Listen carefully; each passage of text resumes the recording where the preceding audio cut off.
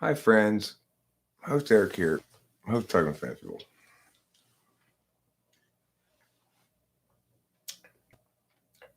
In general, that which hurts you should be avoided. So, for example, if I start dating somebody and they hit me periodically, I should break up with them. They're not a good relationship partner for me. But I just got a couple of weird emails, like 4 of them. Interesting 4 emails because it really suggests that it's somebody I've not really dealt with before, or who doesn't really know me or know the circumstances of things. But they were emails about Becky. I mean, it was like, first the person said something like,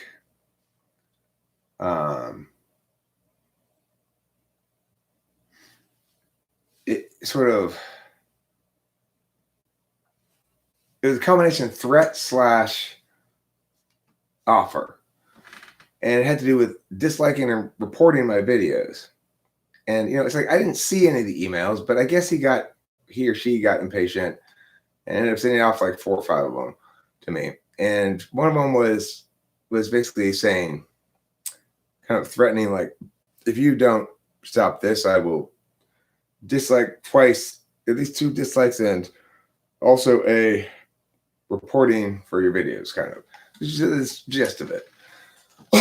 Another one that said, if you stop, I will agree to undislike all the videos I've disliked and even like them. If you make a video promising to not talk about Becky anymore. And then another email saying,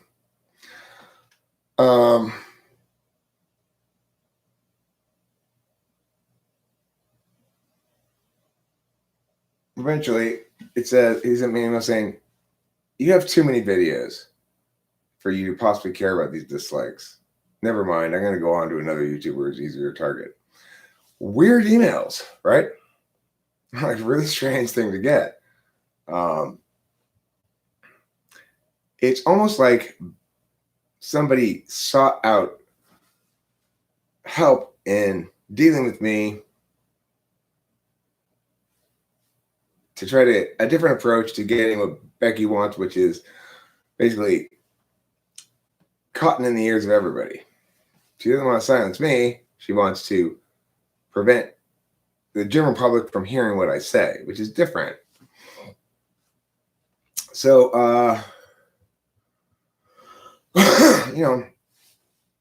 I sent an email back saying, well, I'll go to my email and open it. I can't really remember. My site's so shitty. I'll just look at my email. Probably easier that way. Okay, so the first one. Okay, so these are the emails that come from an email called "You're Done For" at proton.mail. That one says, "Hey, let me know if you received this email." I said, "Yes, I got your email." I answered these all like 6 hours after they're sent. The one after that says,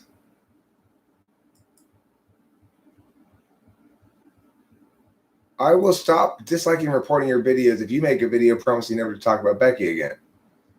Interestingly, this person misspelled Becky's name.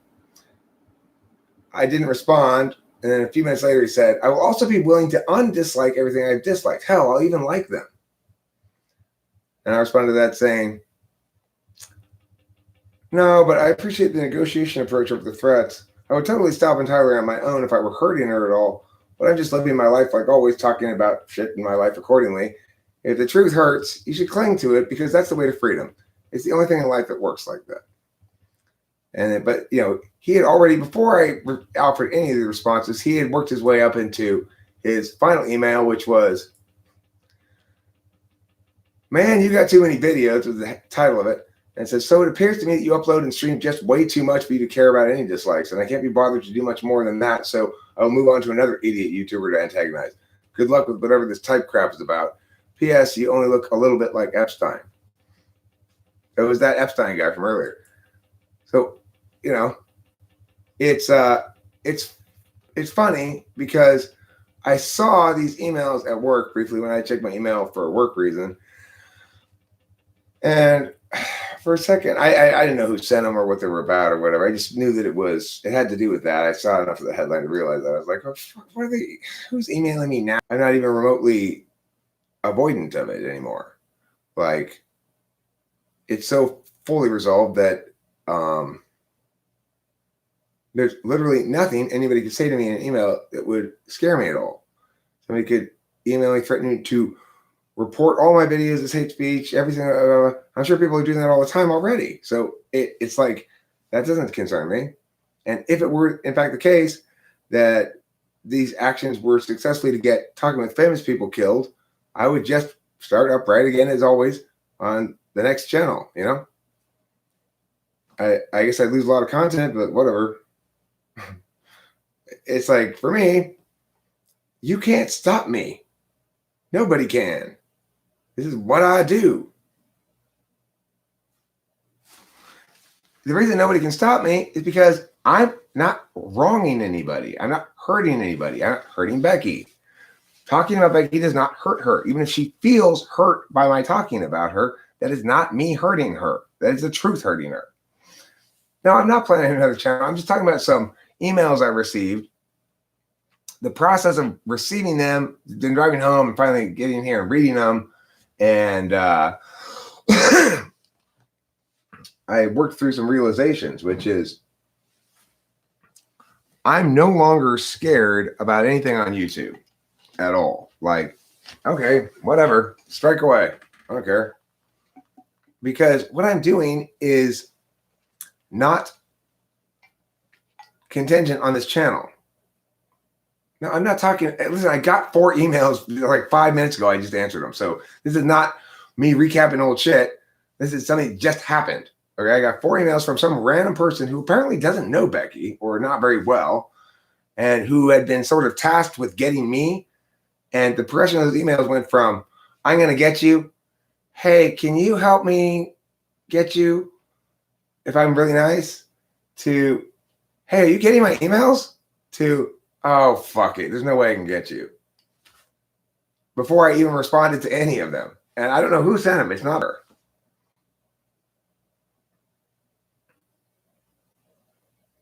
But see, this is not the thing. I'm not even talking about Becky right now. I'm talking about emails I received about Becky. I'm not saying Becky sent me those emails. I'm saying she didn't. Significant to me, regardless of what it is. Because it's significant, not because it's about Becky or whatever. I also am aware of the fact that I don't want to hammer subjects to death. So if I keep repeating old stuff, then that's a good reason to critique me, because I don't want to bore people. But in this instance, I just received these 4 strange emails from a super anonymous email service that no way to identify who sent them, but the cues in which make it clear he was unfamiliar both with me and Becky. And he was the guy who came in and called himself Epstein in the live stream earlier. So it's like, that's weird and interesting. Who knows, you know? Becky C.S. Joseph's wife? No. And he didn't even spell Becky correctly, as none of you guys are here either. That's how I knew it wasn't Becky or anybody who knows her or me. And the fact that it took him a few emails to realize that I had so many videos and live stream too much and he wasn't going to be able to get me, means that he wasn't familiar with me at all. So it's a weird thing. I have no clear intuition.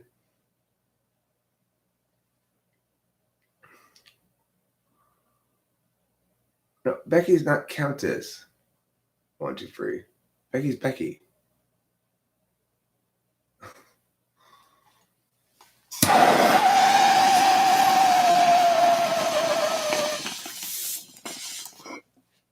Oh.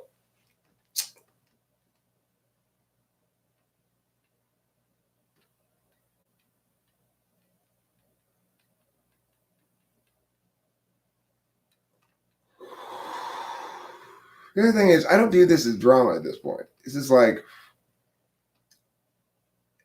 stuff happening to reveal clear NI resolutions on a bunch of ideational stuff, which I talk about because of that, or in this case, something weird happening that is cool and interesting, but I don't know what to do about it.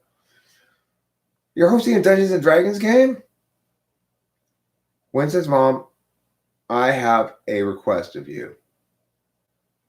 I want you to try to set it up so that I can dungeon master your boys' Dungeons and Dragons games remotely via video conference. I'm a good dungeon master. I'm an excellent dungeon master. I'm going to go ahead and pat myself on the back. I'm the best dungeon master within the next 100-mile vicinity. Yeah, so that's my request. I want to dungeon master for your people remotely via video conference. They won't be via video conference with each other. They'll be with themselves there, but I'll be there via video conference. Yeah, it's fine. There's no urgency. It just seems like a fun idea. Some other occasion is fine or not, or whatever. I don't care. But it does sound fun. That'd be like, that's the sort of thing that you go, guess what I'm doing next, whatever. What? I'm dungeon mastering Winston's mom's kids D&T game. People be like, oh, that's so weird and cool. How do you always do such weird and cool stuff, Eric? I don't know. I just throw shit out there and sometimes it sticks. When do the boobs begin? All right, listen, I'm going to tide you over 1, 2, 3. Just a brief tide over, okay? It's a little top boob for you. A little top boob. But, don't get greedy. Don't get greedy with my boobs. My boobs. Don't get greedy with my boobs. So I like this, that the purpose of an INFP stack configuration is to be sure to avoid carelessly getting attached to something. In other words, their frame is attachment, FI, or value or whatever, and their tool function is expert intuition.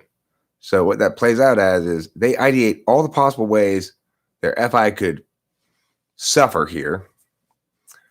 And the way that also necessarily plays out as a consequence is they're extremely slow to pull the trigger on any decision because they want to be sure that their FI attachment is reliable enough for FI attachment. Remember, FI attachment has this awful big boulder heating up quality to it. So for an FI DOM, if they invest their FI, the pain of recovering from that FI boulder being hot and slowly cooling down again over time is long, extended, and brutal.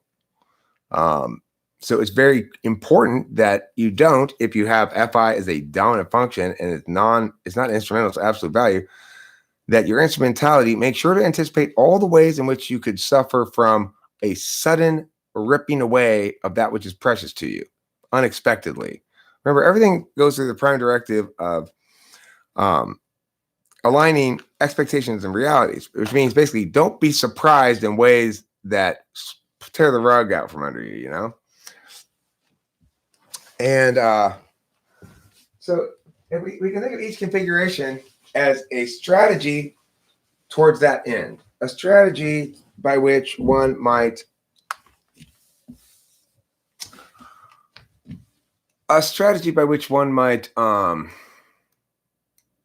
avoid surprise in the area where it's most important to you to avoid surprise given your configuration. So it's both a strategy to avoid surprise, and it defines where you most want to avoid surprise, and therefore it's a strategy to avoid that kind of surprise. And it costs you something always. So you think about ENTP.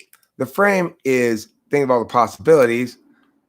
The process implemented within that frame is deliberation against a universal logic. But the real reason for that is you want to avoid embarrassment. I want to avoid embarrassment in the 3rd slot, and I want to avoid embarrassment by way of the 5th slot. In other words, my shit's got to validate on TI well enough that it's hard to disrupt with NI, so I don't lose on that. Fifth slot, absolute value. It's got to validate well enough that it makes me look good, where I can defend it, or at least not make me look bad by being indefensible.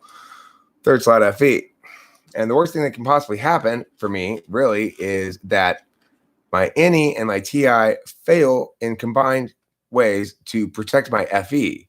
So, like, if it's not enough for my extroverted intuition to come up with all the possibilities, my TI to make sure that, in fact, my arguments are defensible. If having a defensible argument is insufficient to attain the outcomes I want on my third slot FE, then I have to jettison one of them. I'm not going to ever jettison the main frame because it's the main frame. So what that functionally means is I prioritize FE at the expense of TI, because in my default approach, I'm thinking TI, if I'm TI good enough, I'm FE good enough. But that's a primitive understanding of FE. And so when I'm not TI good enough to be FE good, I assume I'm definitely TI good enough. So TI must not be good enough. And the only other thing there is FE, you know? So I tend to think of FE and TI as being kind of contradictory sometimes. Like, you have to sacrifice TI to get FE. I think a lot of NTPs probably think that as they're growing up and as they're entering into adulthood, that they're you know, you have to pay them. They're not exactly in for, you know what I mean, that they're adversarial to each other. So when you think about any type like this, let's look at ESTJ. The frame is TE, which is to say they validate effectiveness against their own, by using their own personal experience. I validate intuition by using my universal logic. INFPs, they validate their personal emotional experience by ideating out all the ways that it could threaten that. INTPs, they validate their mostly internal but objective logic by ideating out all the ways it could possibly be falling short. The thing being, you'll note how both TI and NE are operant on the external metaphysical frame or field. But for the INTP, both of them occur mostly internally. For the ENTP, they occur mostly externally. So it shows you that even though TI is an internal function, it doesn't mean that it has to be done internally. Like, the thing that makes TI different than FI is that FI can't be adjudicated externally, but TI can.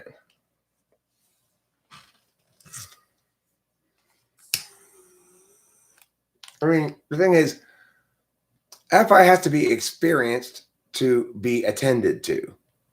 TI, the attention by TI is a jettisoning of experience and a prioritization of the representational symbol is resolvable, sort of, in the way that the FI one isn't. You need to ideate all the possibilities. So, but for them, of course, the reason is different. You'll notice they don't operate the INTPs with their TI-NE nearly as much on the external metaphysical field as ENTPs do. And the reason is because their gratification, their justification for doing these is so that they don't end up with bad experiential narratives. So what this means is, like, their SI third is they want to have their story, their personal story, told through their series of sequential experiences and framed events. It's a story that they want to tell and read. Namely, they don't like having mistakes all around the place. Mistakes to them are contrary to their absolute frame of TI. Mistakes are consistent with my absolute frame of NE. So in other words, I make mistakes left and right, and then I use my tool function to try to get rid of some of the mistakes. INTPs avoid mistakes, and then use their tool function to avoid any more mistakes, to avoid mistakes even more. Of course, if you're more prioritized on avoiding mistakes than you are on minimizing mistakes, then you're going to be much less inclined to act. I can minimize mistakes after I made them by sweeping them up. I can minimize mistakes by cutting off some of the mistakes before they actually leave my mouth. But in other words, close enough is close enough, because I can always do more action, and the action only becomes real when it's in the external metaphysical field anyway. So whatever's going on in my head isn't exactly real. It's full of mistakes. And some of that's going to spill out when I get it out there, and I'll just correct it and adjust and go back over it and go back over it and go back over it until I stop making any mistakes. That's an ENTP approach, because the absolute value is FE. I consider my interaction with people, the interface with people, to be the modality by which I'm getting my rewards. For INTP, however, the modality by which they're getting their rewards is entirely experiential knowledge. So if they're rewarded by having their own experience work out the way they'd like their own experience to work out as per their own arbitrary reasons, and they know that most of all what they want their experience to work out is they want it to be mistake-free, well, then they're going to make a lot fewer mistakes, because they're going to do a lot fewer things, because if your absolute value is avoiding those mistakes, then you'd rather not take action and make no mistake than take 5 actions and make 1 mistake.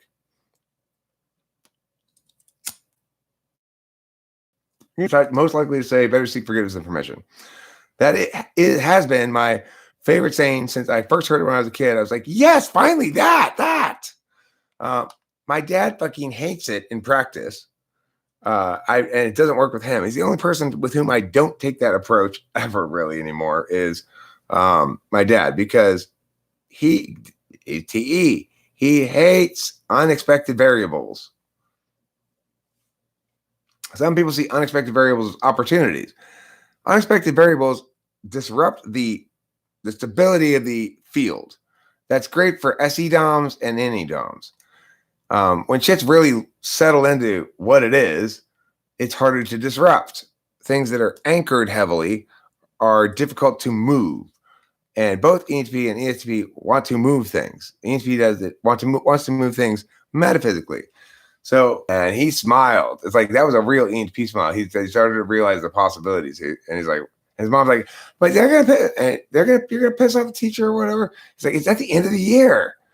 And I'm like, you want to piss off the teacher. That way you know the truth. If the teacher's pissed off by hearing these hard truths, then that's a bad teacher. If the teacher's like, yeah, that's a good teacher. I mean, I was very black and white. That's not what I just said is not really true. I need to remember that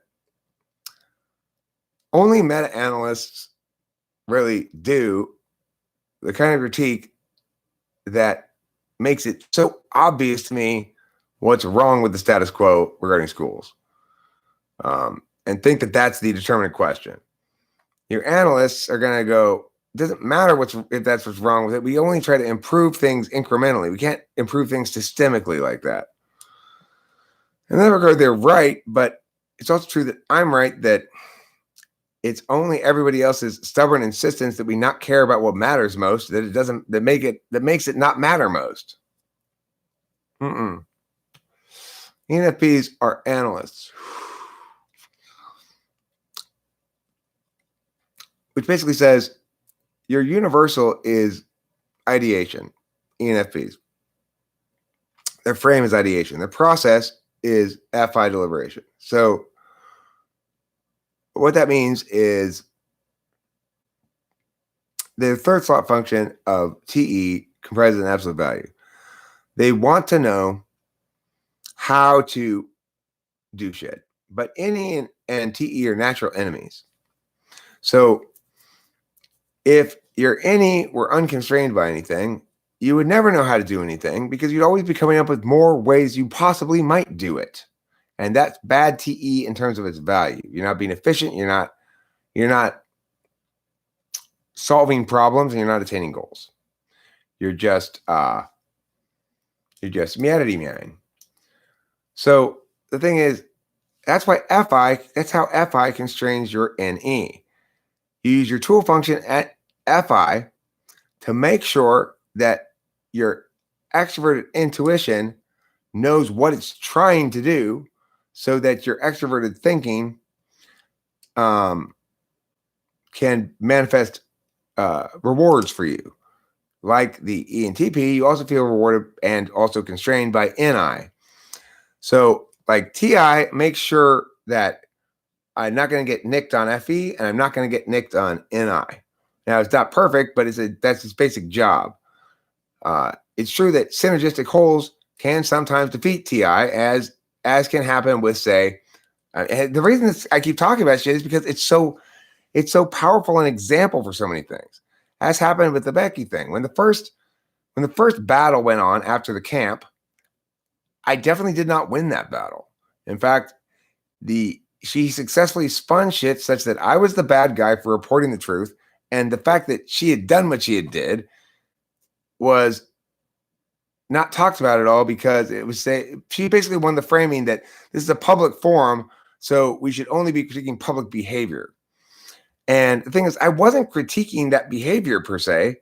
I was telling the story, trying to explain all the details I needed to talk out the ideas that I had to talk out regarding Becky, because she wouldn't let me talk to her reasonably one-to-one or even in a small group or anything, because she wouldn't let me do any ideational work on the shared flow. She wanted to control that flow or whatever, and she successfully did, such that I was the bad guy.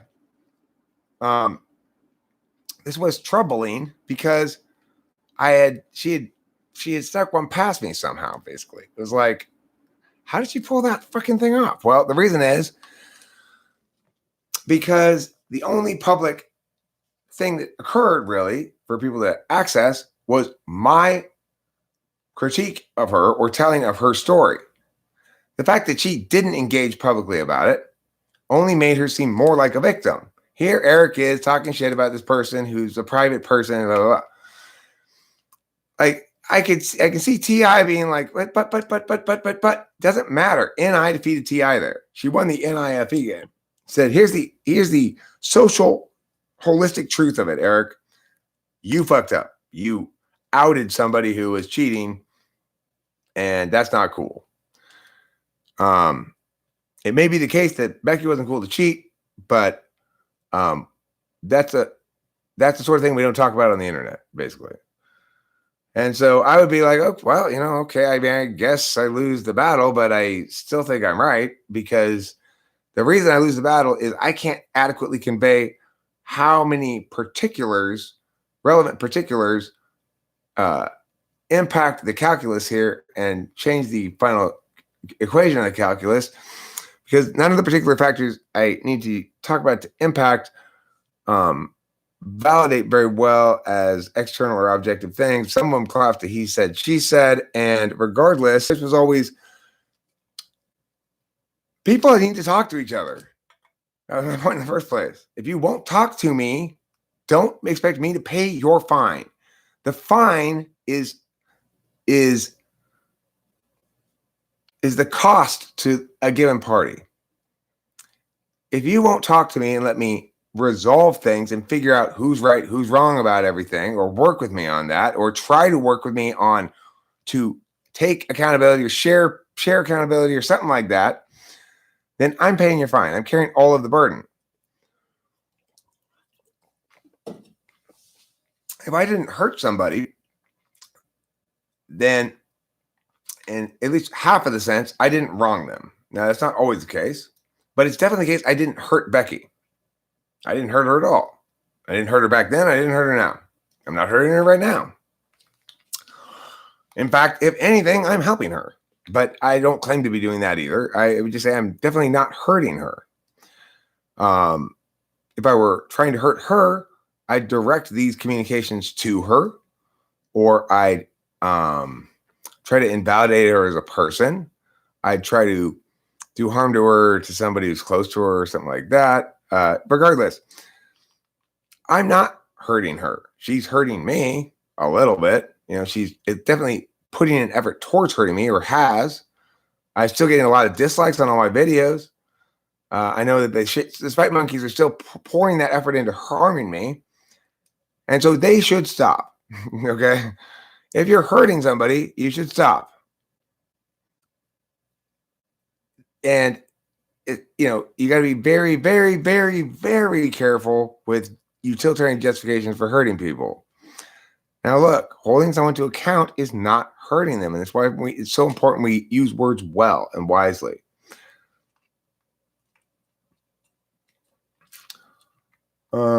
Could someone be hurting you so that you feel hurt because you have caused her to hurt? Right. Well, I mean, I don't doubt that she finds these truths painful. And that's the point of the title of the video. There's only one thing in life that hurts you that you should cling tighter to. And that's the truth.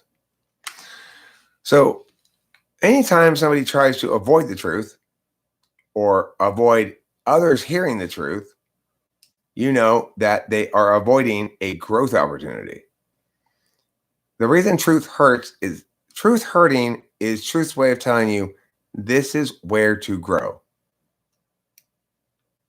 And so I'm not actively seeking out saying truths that will hurt her for the purpose of saying the truth to hurt her or anything. I don't know what truths hurt her or not.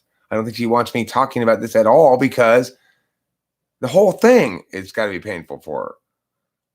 It's like she can't win. She's in the job. She's in the position of trying to stop something natural from occurring. And that's a fool's errand.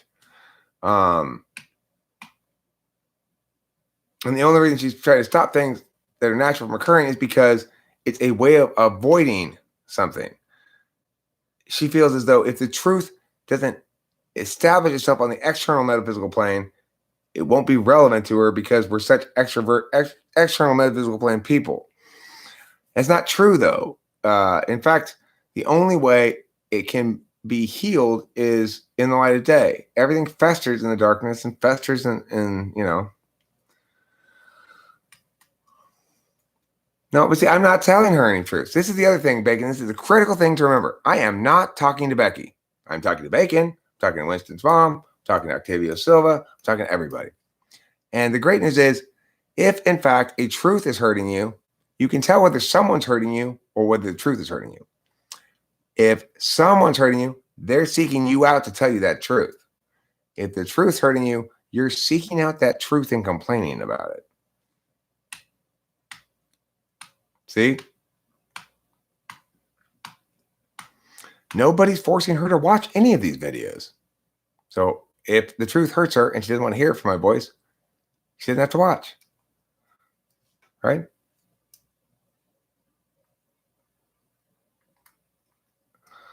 Winston's mom, you were demonstrating to me a TE quality here, and the difference between TE and TI. To talk, and it's like everything it feels so satisfying. I'm not talking about Becky. I'm doing what I always do. I'm talking about stuff. Right now, Becky happens to be in the subject. And Winston's mom going like, just stop saying her name because you're just antagonizing her. No, I'm not antagonizing anymore. She's done. She knows she's done. She probably is learning right now. She's probably not even paying any attention to this. And she certainly understands that it doesn't matter how many times I say her name, the word Becky, or even if I say her last name, O'Coin, that I am not doing anything wrong objectively, that I'm not harming her objectively, that I'm not seeking to defame or bash her even, but that I am seeking to, obviously, and I'm successfully doing, parsing out the truths of this. I knew, and wasn't quite sure how or what or whatever happened back there. I knew somehow the truth had been sacrificed in this battle.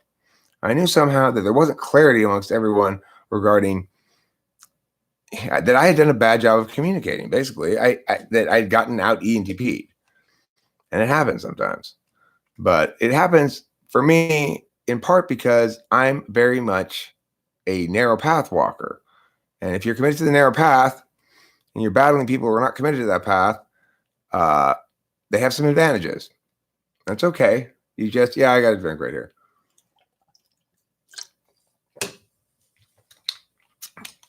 Being the good guy means being prepared to accept a loss and, try to put it behind you and be gracious about things and not be vindictive,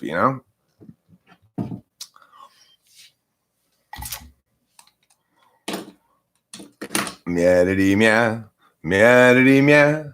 Everybody wants another glass of meow.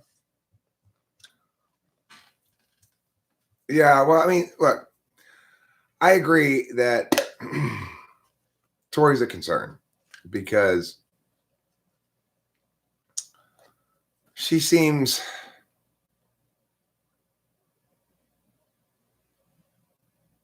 unconflicted about her approach.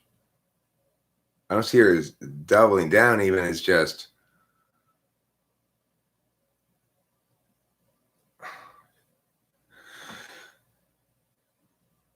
it doesn't seem to me, and this is just my opinion and perspective, that she's trying to work at all on ontology. But maybe that's right now. I don't know. I don't know enough to really say a lot about her because she's not giving me a lot of recent data of any sort. A little bit, but so these are the critical things that have allowed this issue to get muddied in the first place. The reason I'm not responsible for the truth hurting Becky, even if it is painful, is because I'm not talking to Becky, and she doesn't have to seek out my voice.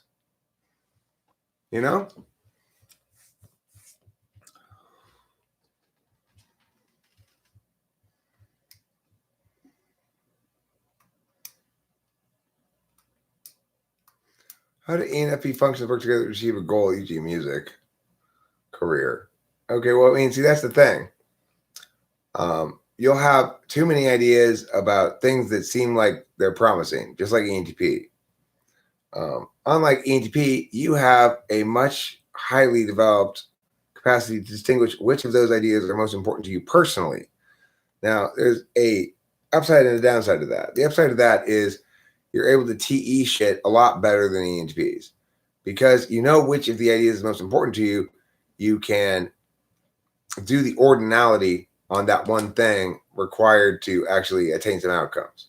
And the things that you're likely to have ideation about are systems types things that are more likely to lend themselves to that kind of ordinal logic. In contrast, whatever idea hits me next is my new favorite idea, and the TE that I began 15 minutes ago to start to set up this thing is tossed out the window and I go on to the next new thing, right? Ordinality, order of operations. Some things are ordinal and some things are not. And some things are sort of one and sort of the other. So like talking is ordinal in the sense that on a sentence level, like it wouldn't make sense for this sentence to have occurred before the previous one. So in that sense, it's ordinal, but it's not ordinal conceptually or ordinal grammatically even. It's only sort of ordinal. All that stuff is conditional, which is where language mostly is. Ordinal shit is like how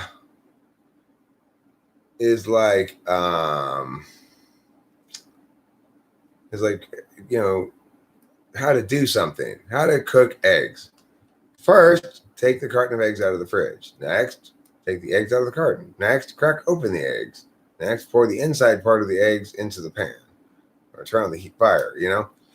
You can't do all those steps, and as your last step, crack the eggs onto your plate and eat them. You had to have taken the inside part of the eggs out first, or else you won't pan fry them if you leave them in the shells. So order of operations is determinate there. Right. Well, because you and I both have in our collective unconscious a deep previous life connection. We were both egg farmers in the same small village in Guatemala. You were named Juan. I was named Juan. Both of our boys were named Juan, and all of our chickens were named Juan. Remember? Okay, I didn't mean to be like too easy for you or whatever.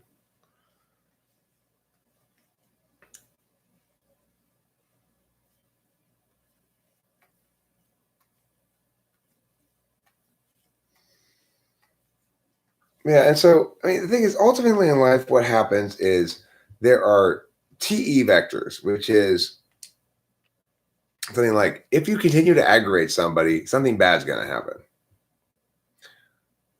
And there are TI vectors, like this thing I'm doing doesn't count as aggravating anymore because it's not hurtful, it's legitimate, all the reasons I say, right? So it doesn't matter. She feels aggravated by it because I'm not piling on in any sense or continuing to do something to irritate her. I'm doing the thing I've always done, which is talk about all the various aspects of my life and blah, blah, blah, blah, as per their relevance to whatever's going on. There's no agenda here except to not be forced into having some agenda. So if I were to try to not talk about her, that would be an agenda. And that's why in this lifetime, 123, you're going to name your first daughter Juan. You need to market your channel and stop clinging to tiny social groups. I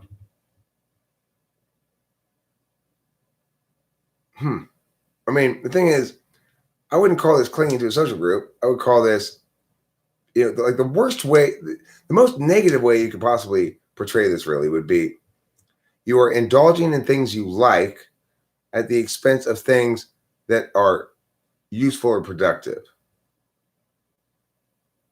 Right? I say Dine. Say that I'm clinging to a tiny social group implies that I'm somehow scared to get out there into the bigger ocean or something. And that's definitely not true. I think it is fair to say that I'm indulging in things that I like to do, but I don't necessarily I ought not do what I like to do.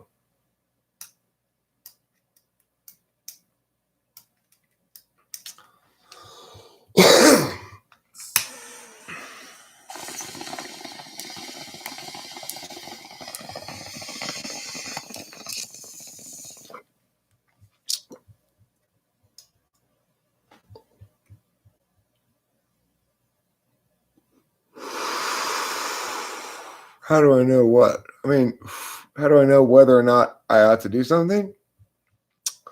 I mean, that's not my strong suit. That's an FI thing. I don't know whether I want to be more successful or not. I mean, if you ask me the question, I'd say, yeah, sure. Which already indicates to you I don't know what the question means. Do you want should never be answered with yeah, sure. Do you want should never be answered with sure. You could say, is somebody asking you, like, do you want to go to McDonald's with me? No, but I'd happily do so. So you don't want to go? No, I don't not want to go. I just didn't have any active want in me to go when you asked me the question. Well, what's your level of want right now?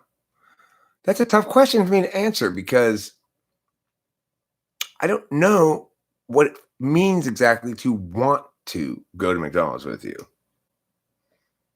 So what I will tell you is it sounds fun. It sounds like a fun thing to do. Let's go. But this whole idea of wanting things is hard for me. I mean, there's some things I know when I want. Like, I want drugs. That's clear. Sometimes I want drugs. And there's no disputing. Somebody asks me, what do you want right now? Hey, I know the answer. I want drugs. I totally want drugs. I know what that feels like. It's fiending. It's called fiendy. So that's what FI is fiending for things. You know, I get that. I know what it means to want to poke, to be horny. The funny thing is, I don't really know what that means until I'm already there. Like, for example, I know that I'll very much enjoy having sexual intercourse with Rachel Apollosa when she gets here. But I don't think I'll actually ever feel anything like horny until I start, doing some adjustments. Her breasts are always going out of alignment, so I'm constantly having to realign them. The weird rule is that truth is the only thing that I can think of really in life that the more it hurts you, the tighter you should cling to it. Or at least benefit the majority of those yous.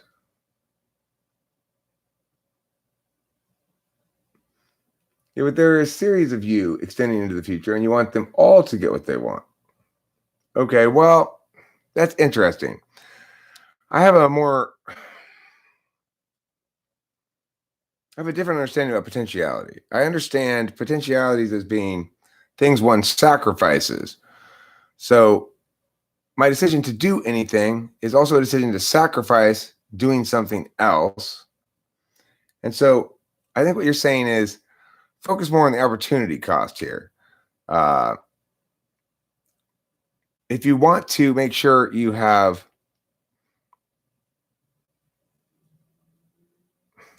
see, here's the problem with this argument is that I don't want to set myself up to have better opportunities in the future or something like that. That's not why I've ever done this. The only reason I've ever done this is because I like doing it. I can't really think of any other reasons.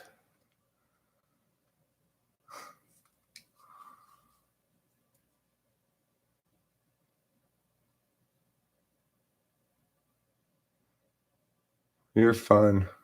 Goodbye. I can't help but be truthful, and when I'm not truthful, it messes with me in the form of guilt, so I just remain truthful. Right. For me, it's not even so much guilt as it is like this sort of panic over shit, fix it, I mean, I see a lot of possibilities. I say the nay, not all of them, but I very much see the possibility of me being president of the United States, for example, if that's sufficient level of ambition for you.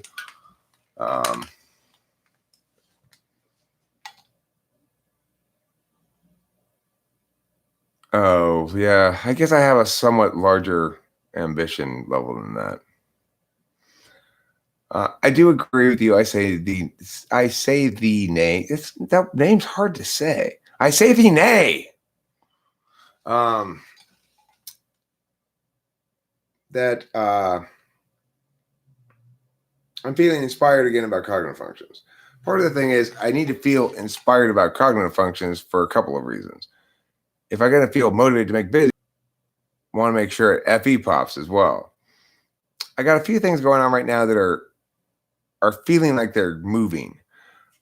This massive amount of live streaming I've been doing, huge amounts of hours of live streaming, has coincided with, and I'm not sure what the reason for this is, but it's coincided with a sudden change in how YouTube treats my channel again.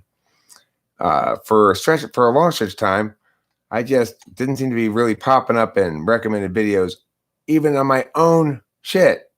So Talking Famous People, would be watching Talking Famous People, and there'd be like maybe one Talking Famous People video in the recommended videos. Of course, that didn't used to be like, that's really strange and unusual, I think. I don't really remember. Well, something strange has happened.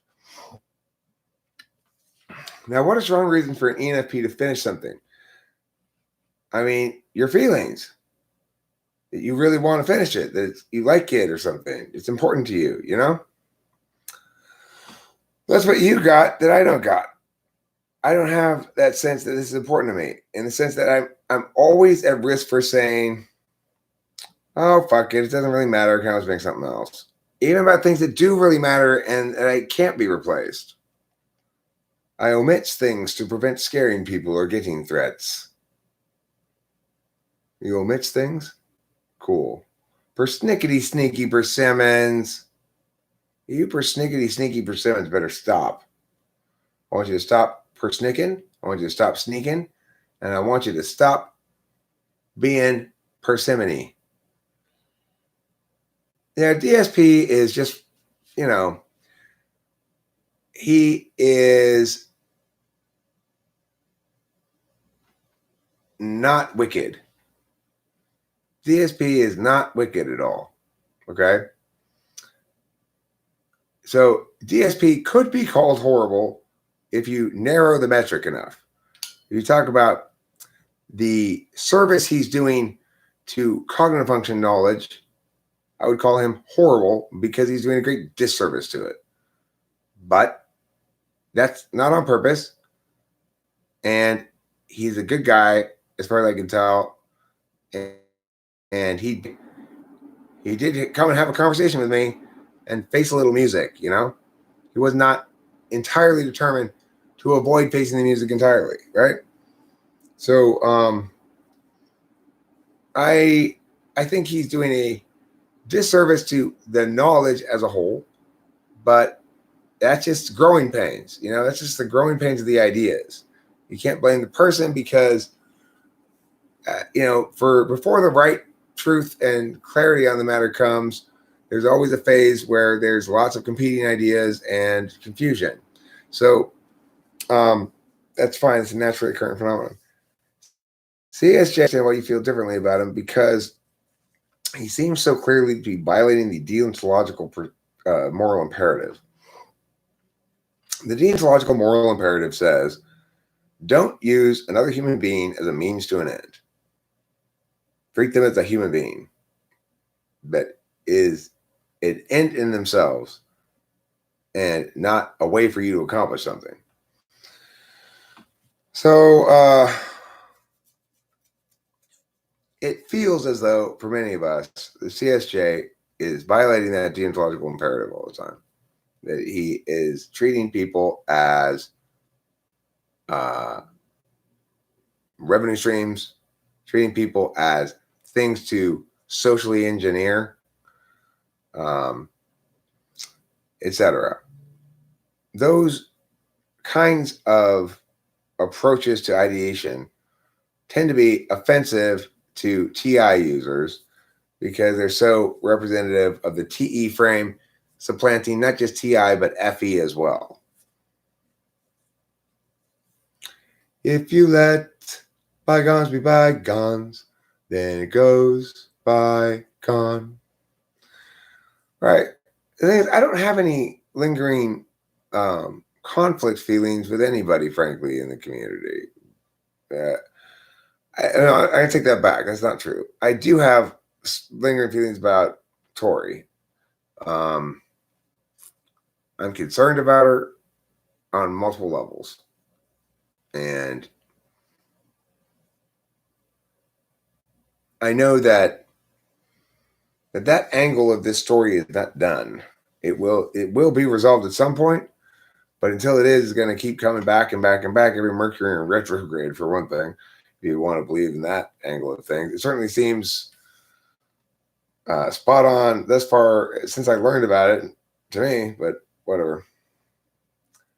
Let the flies fly near frog sitting on the bottom of the well. Let his tongue be long enough to propel him to safety.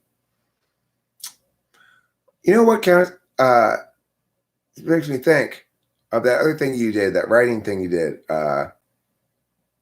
Shows me the potential power of third slot NE. That was excellent writing, That I don't remember what it was called exactly, or it was like a poem, kind of like a long epic poem. You called it a short story, though.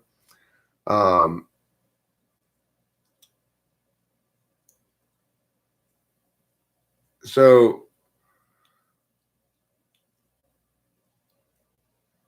that's your NE. Yeah, that's your third slot NE. And it gives you a lot of satisfaction. And you can be pretty banging in it, right? Just like my FE can be pretty damn good. It's not second slot, it's not first slot.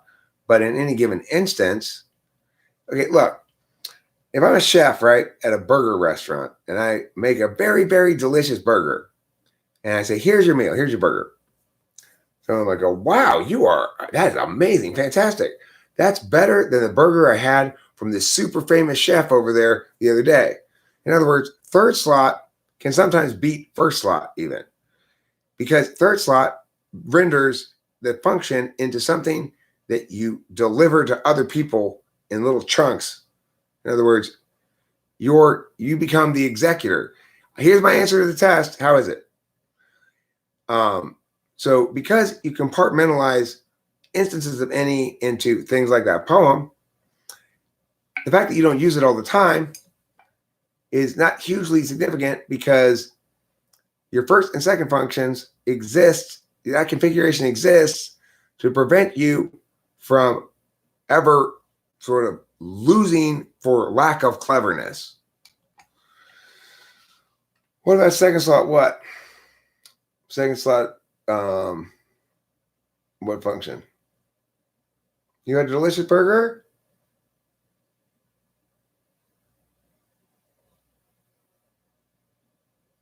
No, that's not true. That's that. Now I get to actually correct spacing. The T is the frame. So you have a utility or solvency frame, and the SI serves as the way. In other words, it's your first and second cooperate to minimize the risk of failure on your third and fifth. So your TE and your SI work together to minimize your chance of failing on NE or TI. And since you're in this environment a lot, which kind of is rewarding of instances of good intuition, and where having effective TE, in other words, attainment in this environment, solvency in this environment, means exercising good NE. And this environment rewards examples of good NE or good intuition, which is why it makes sense that you would find it rewarding to be here. The thing is, it also is an environment that makes you validate on TI. And people hate to have to validate in their fifth slot function, because they want that validation thing to be quick and binary. Like, I want to know, does it pass the basic NI test? Is it complete bullshit, or can I spin it? Okay, that's my NI thing. You're the same way, right? With the TI. Look, does it pass TI or not? I don't need to know the details of why. Like, you were getting bored with all that super TI shit earlier, Countess. That's why, because you want it to be a quick binary test, like I do with NI, and so you're the same with TI. And it can be for you, provided you delegate those things to other parties who that's their thing. And for you, that's the most logical way to do things anyway, because that's always going to be other people's providing you information will always be instrumental, because your dominant function is instrumental. So it's like everything's instrumental for an ESTJ, even though they've got absolute value functions. Instrumentality is an absolute value. That's the weird thing about being a T, though. Because normally those two things don't go together, really, you know?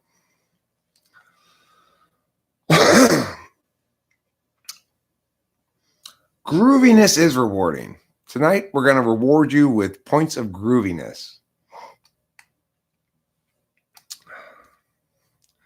First, I'm going to smoke this bowl. Then I'm going to smoke another. Then I'm going to smoke a third bowl. Then I'm going to smoke your brother.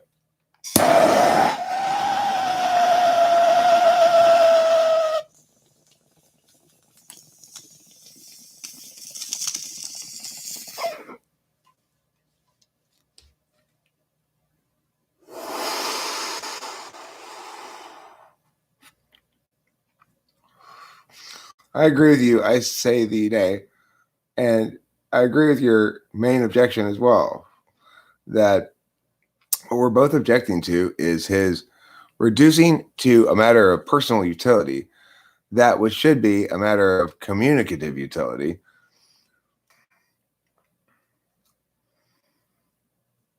You're down to your last J. I'm just glad I finally got to share a virtual smoke out with host Eric. I am glad you got to share a virtual smoke out with host Eric too, old mate McGrath. I would just suggest that next time try smoking marijuana instead of birds. if you are going to smoke a J, don't go obvious. Don't go for the blue J. Go for some other kind of J. Can you even think of any other kinds of J's? I can't. One of the planets is in retrograde. I think it's Pluto. Is my Pluto in retrograde? Cool. Eric, are NI-DOMs more likely to people-based? Are NI-DOMs more likely to people based on a feeling? What does that say? What do you mean? Can you rephrase that or something? TI, please pay more attention when NI has found something interesting we need to remember. Thank you, Winston's mom. Good advice for TI. More likely to type people. Are NI-DOMs more likely to type people based on a feeling than other types? Well,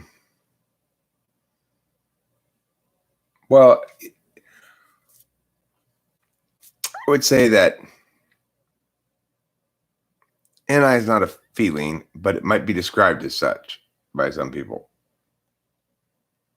So, when people go, I just got a feeling that meh, what they really mean is I have an intuition, or my intuition is saying yeah.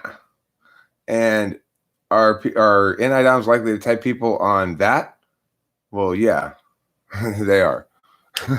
Intuition DOMs are likely to type people using their intuition. Oh, ISFPs typing people on vibes. That would also be their intuition, actually, but it would be different. They call it vibes because they see their intuition as being subsumed by their feelings frame because they're FI DOMs. So everything's some kind of vibe. For an NE DOM, you might think, well, like every kind of function is some kind of ideation. For an FI DOM, every kind of function is some kind of feeling. For a TE DOM, every kind of function is some kind of way of achieving a problem. Like that. I gotta take a break. I gotta smoke this bowl. I'm gonna stand outside and smoke a cigarette just so I can move a little bit and be in a different space and not be quite so. All I know, I just know this. I really, really want to play a game of basketball in which on my team, could be a pickup game or whatever, on my team, playing with me, playing as a teammate, is Akron basketball player Tyler Cheese. Because if Tyler Cheese were on my team, every time he did something good, I'd be like, high five, and I'd make another comment. I thought I'd be like, nice job, Cheese. Way to keep my meat off my bread. Way to provide a barrier between my meat and my bread. Or cheese. It's like, yeah, every time he makes a basket, he shoots a three. I run down taunting the other team. Don't forget to eat your cheese, motherfuckers. And he's like, eventually he's like, okay, I know you're really enthusiastic fan and everything, but can you stop with all the cheese references, please? I'm Tyler Cheese. You think I've heard this shit my whole life? Tyler Cheese, listen to me. I guarantee you are going to hear so many celebratory remarks from me relating to your name. And I promise that you will have heard before no more than 4% of them. Look at the link. Look at the link. Would you look at the link with your eyes? I will look at the link. I will look at the link. I will look there. Guys, I'm Winston's mom, and I gave you a link. Why don't you put it in the thing? Oh, you're Winston's mom? Well, I'll look at the link, and then I'm going to start the thing.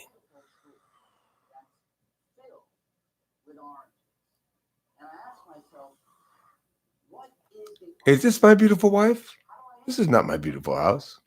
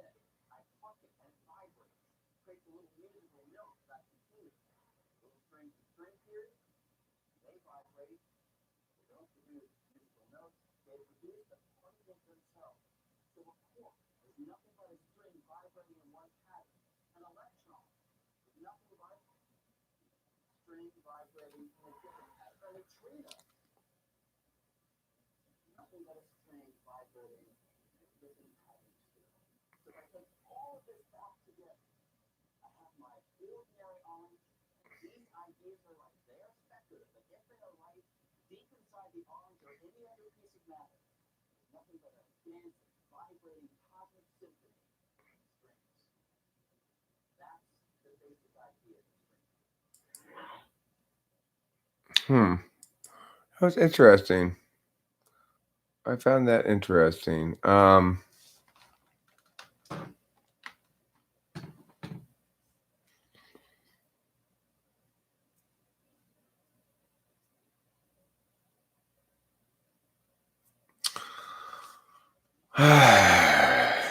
I've got a lot of thoughts about it. First of all, I want to say that's a very effective way of conveying the information. Very effective. And I now understand conceptually what string theory purports to explain, which I didn't understand before. It's interesting that he doesn't get to what string theory purports to explain until the end of the video. And if you were to ask me conceptually, what's the right way to explain anything, I would always say the best way to explain something, to me anyway, is to first tell me what you're trying to explain and why you think, or what you're trying to explain and what methodology you will, or like what you think makes something explanatory, I guess, or what framing it would. So it's like if you want to teach me about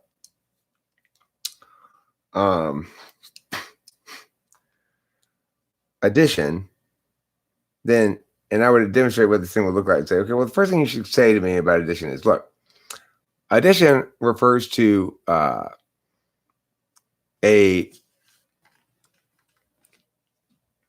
relationship between objects and numbers and counting. So instead, because we don't want to, if I have 12 eggs and I know that there's 12 and I put them over here in a box and I write the number 12 on top of it to remember how many eggs I have in there. And then a little later, I get another 12 eggs in a different box. And I say, okay, this is 12 too. I count them all. 1, 2, 3, 4, 5, 6, 7, 8, 9, 10, 11, 12. I put them in the box and I write on the box 12. When it comes time to deal with those two sets of 12 eggs, I don't want to have to take all the eggs out and count them again. I don't want to have to go count from 1 to 24. Okay? The eggs, they're embedded in my soul. They're little oval white bodies. Anyway, so what addition attempts to do is explain why it is we don't have to count all the eggs again when we know that there's 12 in one box and 12 in another. So an interesting question is, if I were to tell you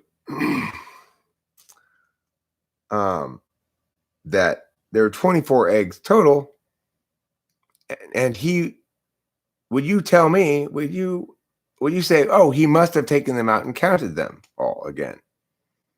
Because counting set A and counting set B is not the same thing as counting the combined set of A and B, right? So I would ask the question like, is it possible for Joe to know how many eggs he now has without counting them all? And if so, why? Or if not, let's come up with a way to do that. That'd be nice. See, that's like a meta-analysis form of teaching. If I were teaching addition to a group of other NTPs only, little NTP kids, it would be smartest to teach it that way. Just sit there and go, well,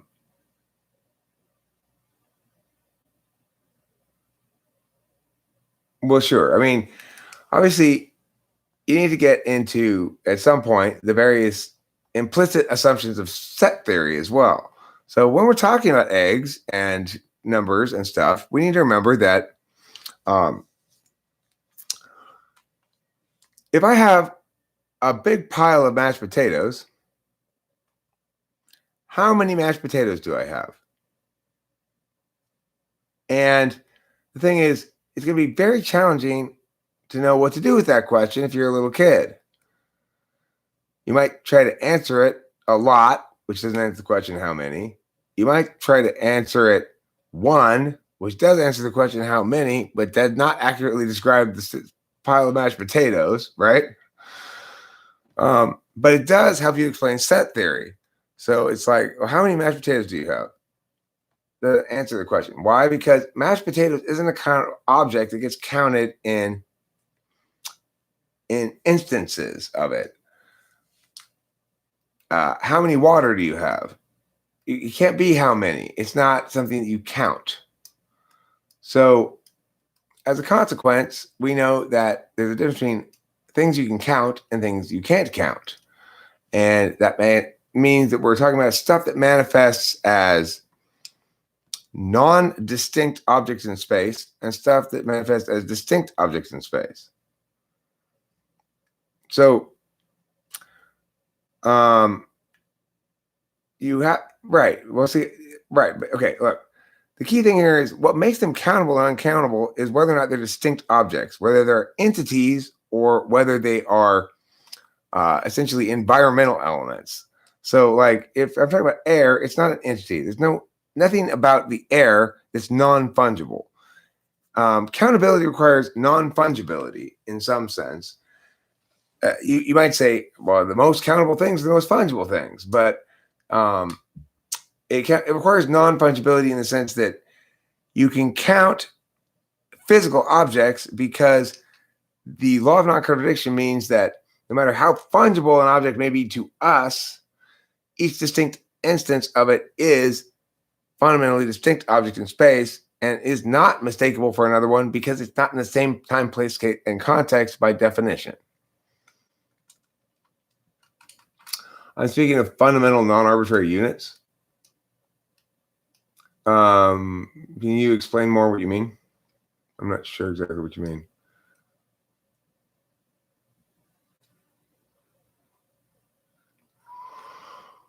What I'm saying is that objects in space are subject to the law of non-contradiction in a way that metaphysical objects are not, usually, is one thing I'm saying.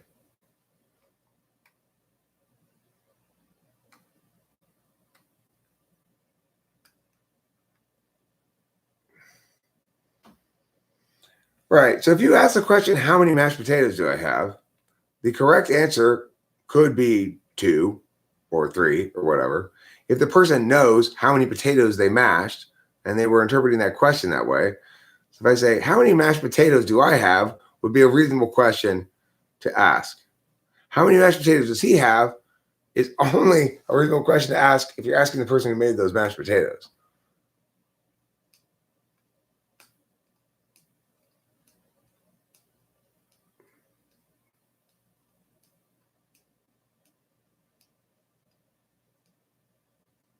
No, I'm saying when you use the word many, you're saying how many distinct objects are there? Obviously, you can render anything countable in units. That's what units do, that's what makes something that is fundamentally not a distinct entity renderable into distinct entities like things by our units of measure. So if I can get a gallon of water doesn't tell me anything about the water. It tells me about me. It tells me how much water I have.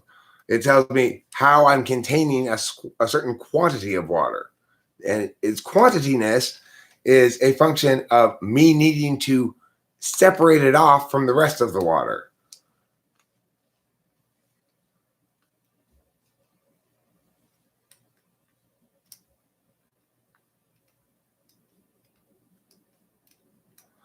So what this string theory video is about is talking about, are distinct objects in space always comprised of smaller distinct objects in space? Is that infinite? This is saying no. The conventional theory says there's a smallest particle, and inside of that there are no further small particles. I would say one of the biggest problems with this whole discussion with that kind of thing, the physicality thing, is we always use the word inside to talk about these particles. But the particles are not inside anything. They comprise something. And so when you look very small at something, it seems like you're going down levels like that, right? But you're not really, if you know what I mean. You're going down levels like that only metaphysically. Your ability to observe is shifting frames. You can no longer observe things that are this big. You can only observe things that are this big. And so we're not looking at levels like that. We're seeing only, when you look at the very powerful microscope, you're not seeing the smallest level of the big thing. You're only seeing the smallest things, and you're not seeing anything that's bigger than that. But to presume that, therefore, you're seeing inside the big thing is wrong. And that kind of bad metaphor, bad language, causes us all to be incredibly confused about lots of things. One of my jobs in life, one of my duties in life, is to try to get people to use language correctly. And I love the fact that I have somebody in my life whose duty, it seems to me, is to try to get me to use language correctly. Because horse mumbler is such a meaning zanny. I'm going to call, instead of using the word meaning Nazi from now on, I'm going to say meaning zanny. Because I don't like the various stumbles in my thinking and process that happen when that word comes up. Or I could say Nazi. He's a meaning Nazi. Probably preferable. Or a Zina. He's a meaning Zina. It's easier to say. Human. You are human. I object to human. Why are you objecting, Zandy? Oh, I know why. Have you seen this? I don't know if you like this stuff. Have I seen what?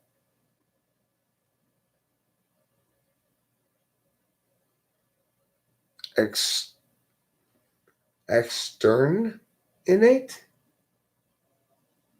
Externate. Right. So the string theory thing, here's what sort of feels nice about it,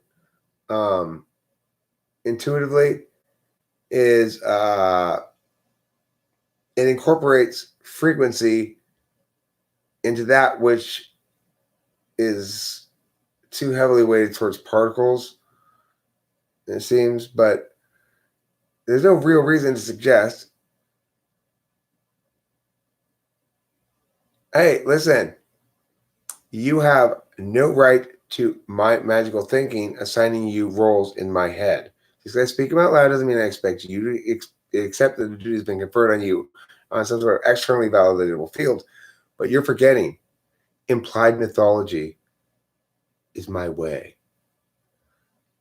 Okay? It's already captured your heart. Even as you said it's not your duty, you broke down and cried, realizing it is, and I'm lying. Do I study Nomsky? I am. I study. Have I befouled my eyes with his reasoning theater before? Yes. I have, in fact, befouled my eyes with Noam Chomsky's reasoning theater. I had to take showers for weeks that only washed my eyeballs. What do you guys think of my funny expression to say that Noam Chomsky is so dumb that when I read his thing, I thought it was reasoning theater? I also felt like my eyeballs were violated. That's a funny notion because Noam Chomsky is incredibly wrong and incredibly dumb and wrong. He never seems to ask the question, what is the mechanism by which this thing occurs? That's the fundamental problem with him. He never asks the question, by what mechanism does this thing occur? And it's like the only thing that matters in the things he's talking about. So it's just like, it's reasoning theater. Sum up Ohm's law.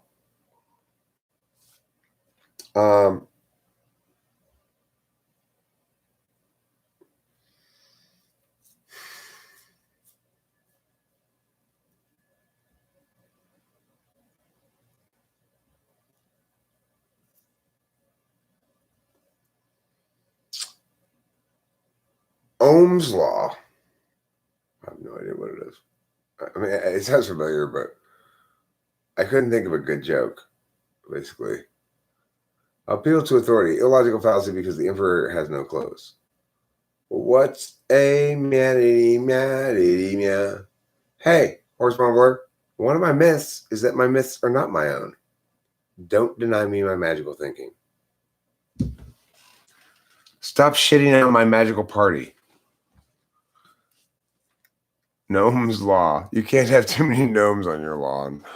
That is Noam's law, Zandy. Zandy nailed it. Noam's law is it's not possible to have too many gnomes on your lawn. The more gnomes you add, the more lawn you get. That's why it's not possible to have too many gnomes on your lawn.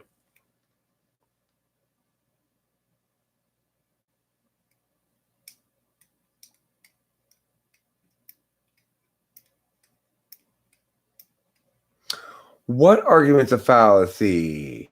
What is? If, in fact, you had an environment in which the addition of gnomes to an existing lawn caused the lawn to grow sufficiently larger as to house at least one more gnome now than it previously did, then it would be the case that the adding of gnomes to a lawn could never fill that lawn, and it would not be possible to have too many gnomes on a lawn. Obviously. Right? Did I get it right, Horse Mumbler? Thank you for correcting me on my the presumption implicit in my mythological assignment of duty to you. By the way, that's good discursive parsing. Diction. That was good diction. That's close. I almost had the wrong word there for a while. All of Lawntopia is a pendulum. As your supply of gnomes grow, bitter misanthropic people come and kick them over, reaching gnome equilibrium. Here's the problem, I say thee, nay. It turns out the gnomes don't have to be standing upright to have that impact on the lawn. Oh no! They can be knocked over and still have the same impact. You're going to have to come up with a new plan. That won't work. That'll never work. Or is it just so crazy it just might work? It's so crazy it just might work?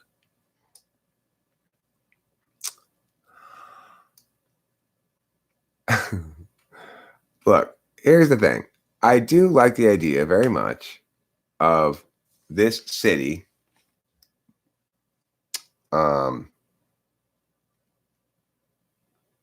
it's a city that begins, okay, look. No. I want it to be like this. It begins as a very small planet that has the size of the city itself.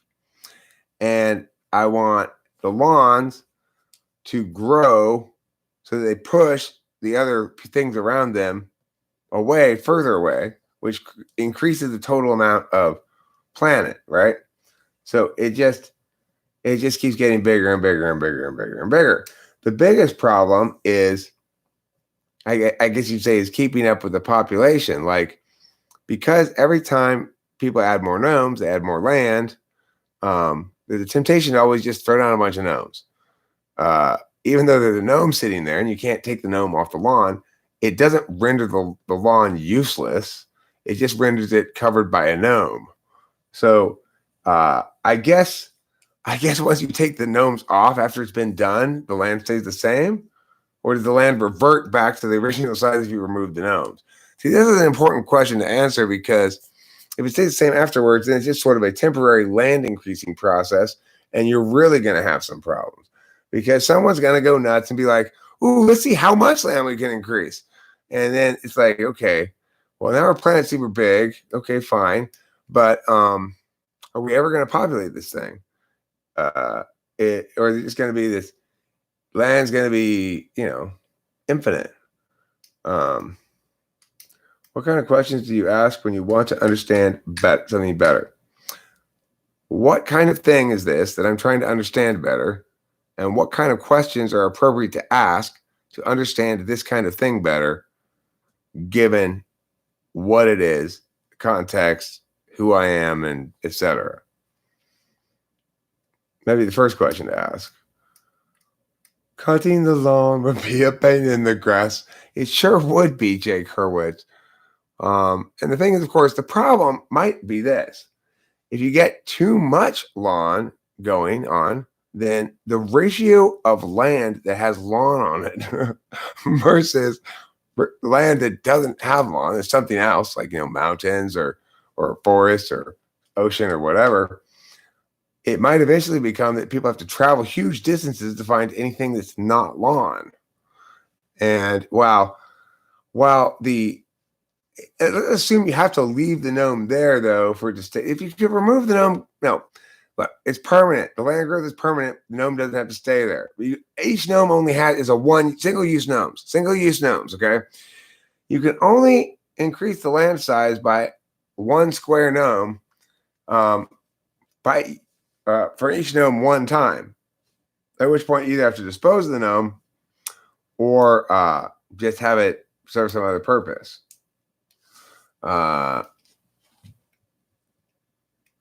Having authority over someone is the same as having normative power over them? What's normative power?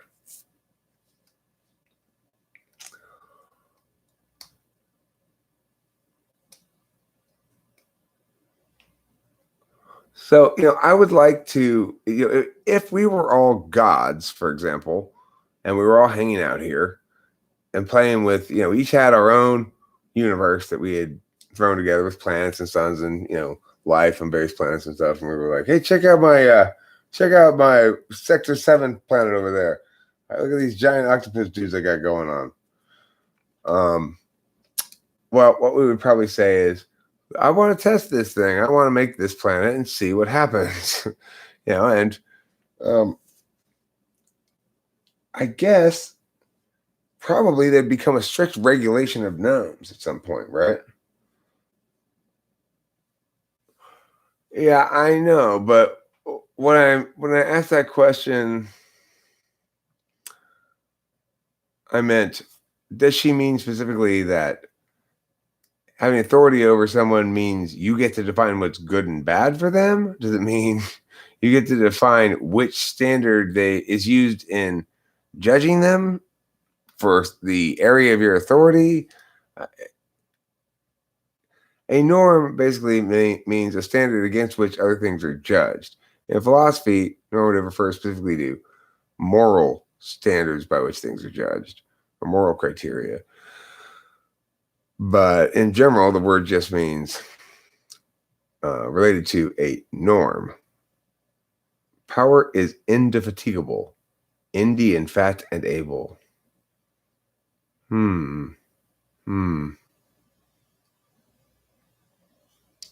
Did you review Destiny the Twitch streamer? No, don't know anything. I haven't.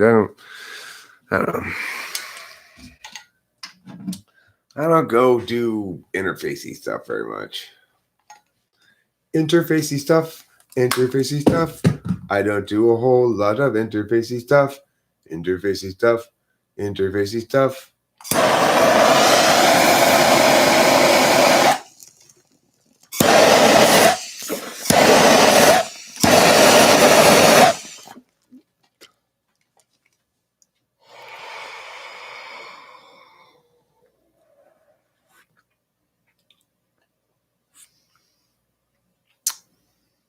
What do you want? 1, 2, 3. You want a motherfucking piece of me? What you want now? 1, 2, 3. You think you want a motherfucking piece of me?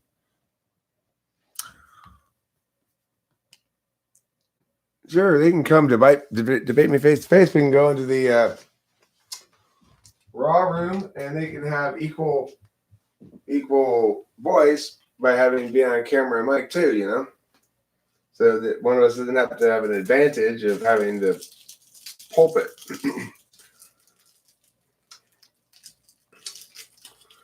If you were a cake, then yes. Tyler Cheese. I want Tyler Cheese, the player for Akron basketball, to watch this video and know that tonight, Tyler Cheese, I'm thinking of you. I was so excited when I saw the name on the back of your jersey in tonight's game. And I wasn't sure. I said, does that say Cheese? As in the back of his jersey just says Cheese, you know, like number whatever number he was. And then I heard the announcer, Tyler Cheese, stepping up to the, it does say Cheese. First person in my entire life I've ever heard of whose last name is Cheese. I'm almost not 100% sure of that. 99.9% sure I've never encountered any other human being in real life whose last name was Cheese.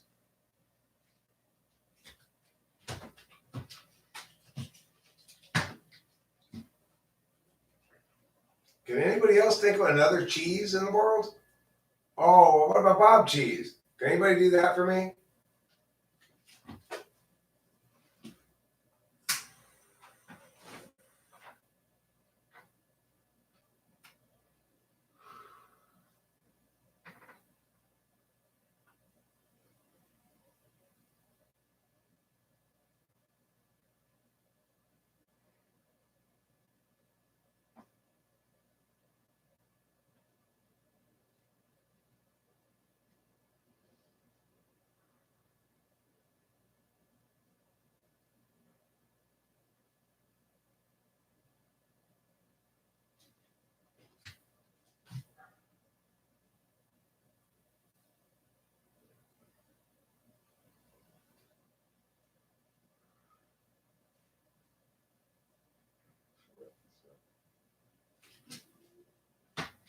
Every once in a while again, you gotta make the urine. Every once in a while again, you gotta let the pee.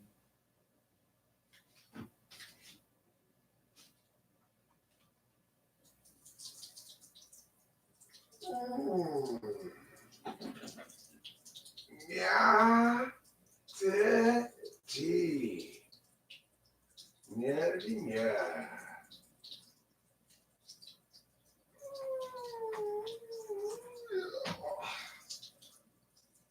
Oh, the urination.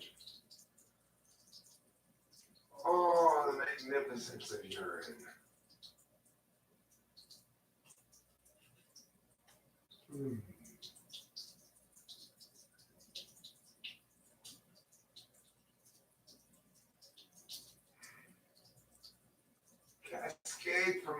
body urine. Oh, yeah. That's some juicy urine. Oh, yeah.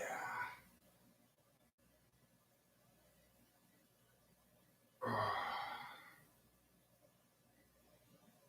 Mm.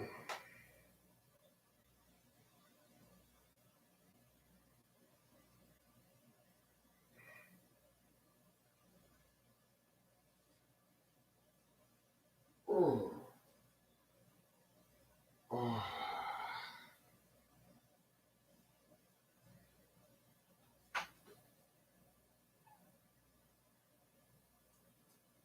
If you don't know how to pee, you're gonna make a urine.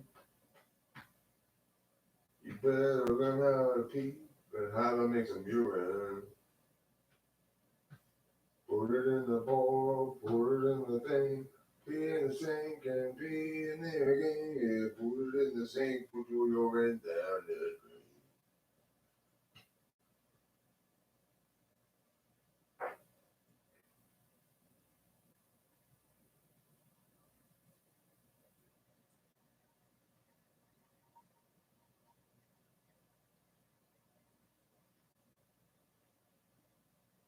Urinate for me, urinate for you, urinate for who, urinate for me.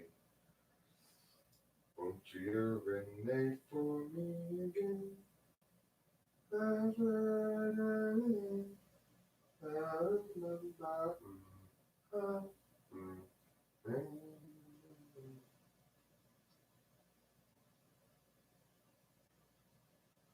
Piggy, piggy, piggy, piggy cat.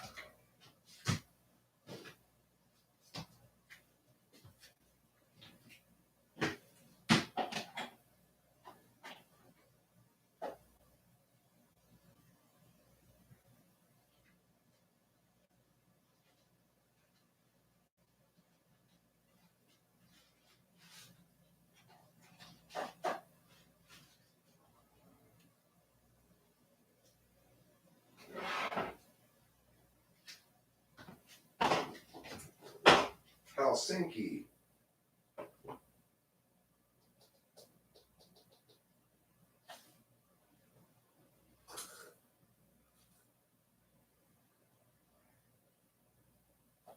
Helsinki.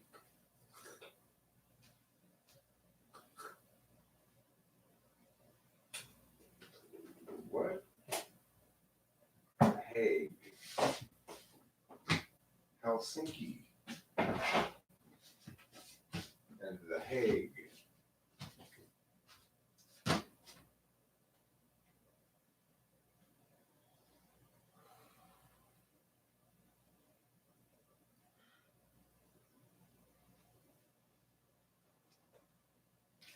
Helsinki. And The Hague. Oslo. And The Hague. I would like that to be my answering machine message. I want to get an old school answering machine. When people call me and I'm not home and the answering machine picks up, it's gonna say Helsinki and The Hague, Oslo and The Hague. Beep. Well said, David Sanderson. Well said. Physical conditionals are not the same as metaphysical conditionals. That's what's well said. I'm not sure who logical positivists are.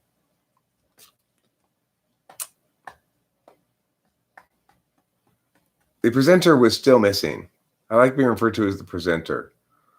I'd like, please, everyone from now on refer to me as the presenter. I'm the presenter. You can tell I'm the presenter because I'm presenting. Are you still championing the authoritarian overlord? Ah, yes. No, I wouldn't do that, old mate McGrath. You assume I support Ben Shapiro? I agree with him on one point for sure, which is that we're more well served to have government do things, do more small things and fewer big things, is one way to put it. He calls it single issue focus, narrowly focused stuff. And I think that's correct.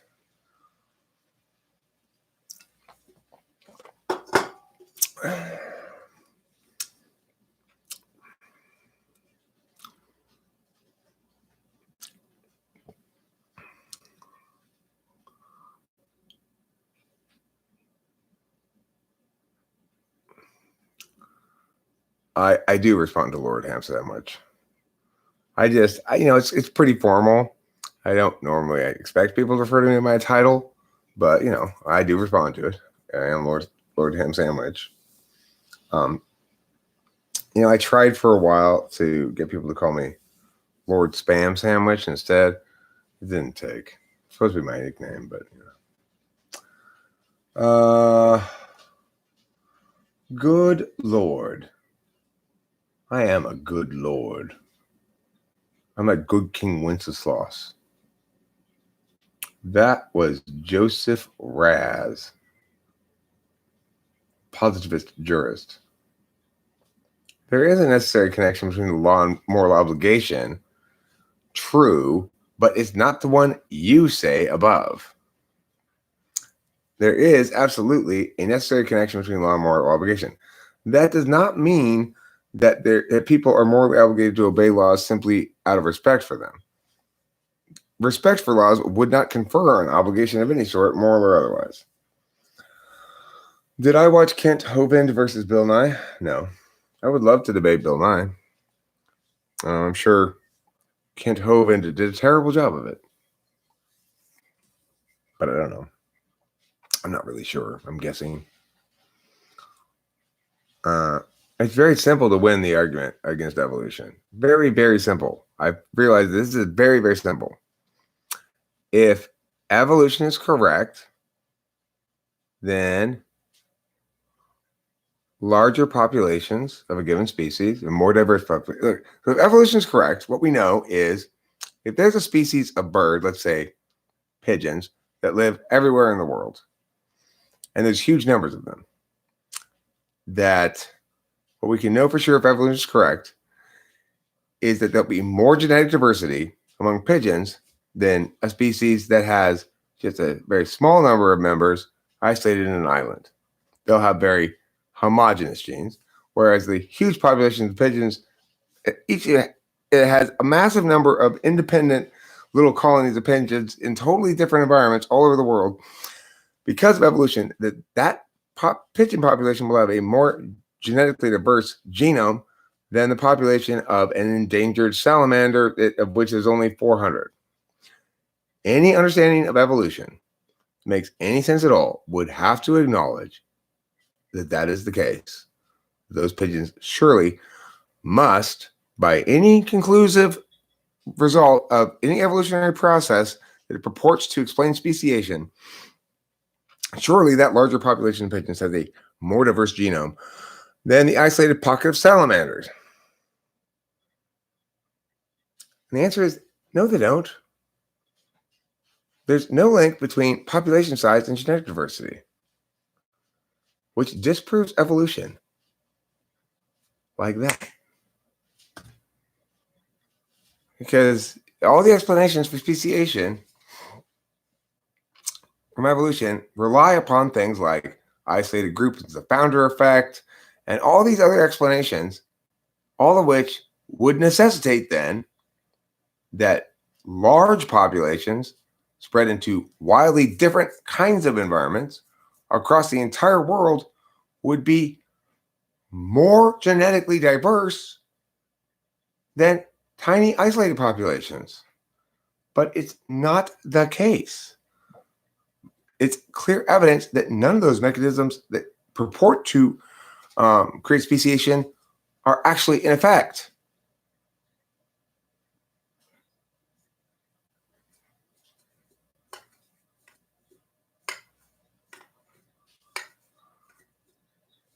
What's this whole people don't like me thing now? Hold on a second. Wait. What are you doing here, Winston's mom? Telling me people don't like me?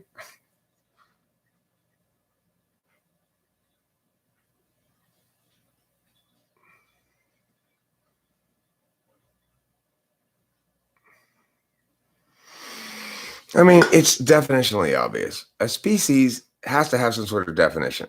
It defines itself, it used to, as when two creatures produce a reproductively viable offspring, that means they're the members of the same species. Now, note, to be a member of the same species is something else then. You need to be able to, at least in theory, produce a reproductively viable offspring with another member of the same species. So to be a member of the species means to create a viable member of the same species that's viable because it's the same species as something else. And all of the actual evolutionary vectors that are in place are against mutation and variation and drive things back to the norm. Negative, almost every mutation is negative, most of them hugely so. And nature is harsh in eliminating those mutations from the genome and returning it back to being its clean core self. If we were to stop breeding dogs at all, just let them all run wild with wolves, they would, before super long, all revert back to sort of a mushy middle norm of dog wolf thing. So it's like that is proof that instead of working the direction that evolution says it's working the opposite direction. It's forcing species to stay separate genetically as species. And the thing, of course, is the reason I don't like generally arguing about evolution or bringing these sort of things up is people expect me to negate evolution, which is fair because evolution is the status quo. And I'm sorry, people expect me to affirm that evolution is false, which is fair because evolution is status quo and I'm trying to change the status quo. But argumentationally, it should be the case that evolution is affirming that it has an explanation for speciation. Of course, it doesn't. And that's the problem. It's been assumed to have done its job before it did it. And now everybody's actual job, their professions, if they're in the sciences and stuff, linked to continuing this to pretend this thing is meaningful. It's not meaningful at all. So everybody who goes into evolutionary science, they end up actually studying what? Genetics, doing work on genetics. And nobody does any actual work on evolutionary science. They either work on fossils and make up stories that seem to suggest evolution, or make up stories that are deduced from unquestioned assumptions about evolution that therefore it's fruit from the poisonous tree, right? Since we know that evolution's explanation is correct, now that we have this thing concretely determined, it must mean this because we're working in this frame. That happens all the time, fruit from the poisonous tree in so-called evolutionary science. Totally unwarranted conclusions are drawn from pieces of data that are drawn that way because there's a presumption of the frame. It's begging the question. It's circular. It's fucking bullshit. The thing is this. What do you do in life if you're me? What do you do? I'm right about evolution. Most of all, the smartest people that you encounter in your life tell you only idiots negate evolution. And that's what evolution really is for most people. Is the evolution is how we tell whether you're a science person or one of those irrational religious people. Of course, I am not affirming any religious arguments here. I'm just negating evolution. Evolution is not even a theory, Kankan Kristen Sarma Pagoo. Evolution's a collection of little stories.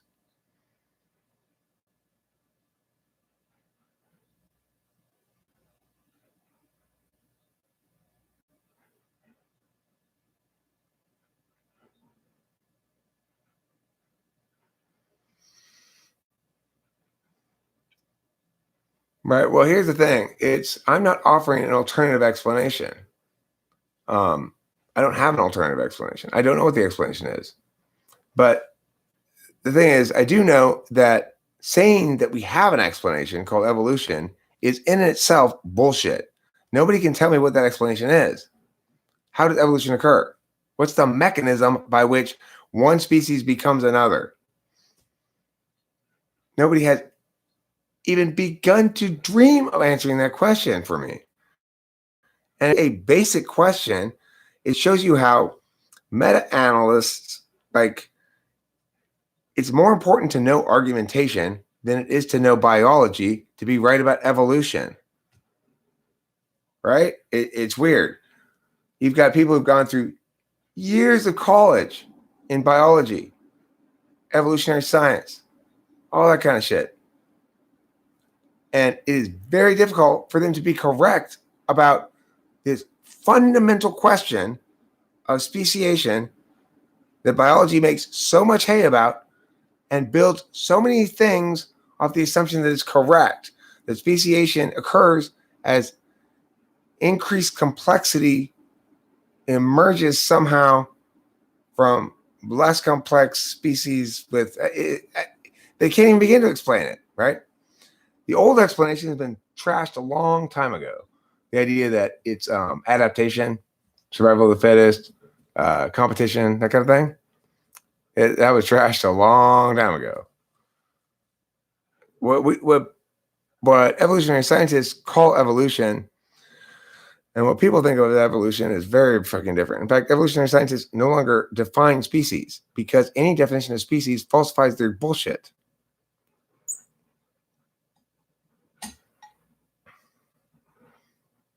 I'm not talking about what we know. I'm talking about what we can or cannot affirm. What I'm saying is evolution claims to have an explanation. I'm saying it does not, and it's been unable to produce one for me at all. And the only reason I'm saying it fails to explain it is because it completely, utterly, totally fails to explain anything and claims it does. I'm not saying I want the explanation. I'm saying if you're going to say you explain it, you better actually explain it.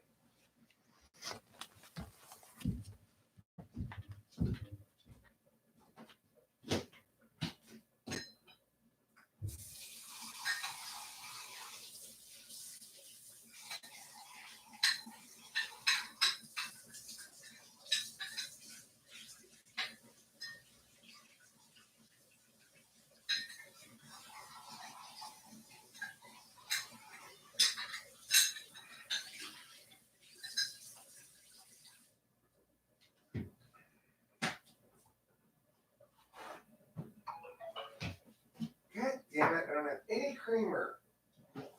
Why did I even make coffee?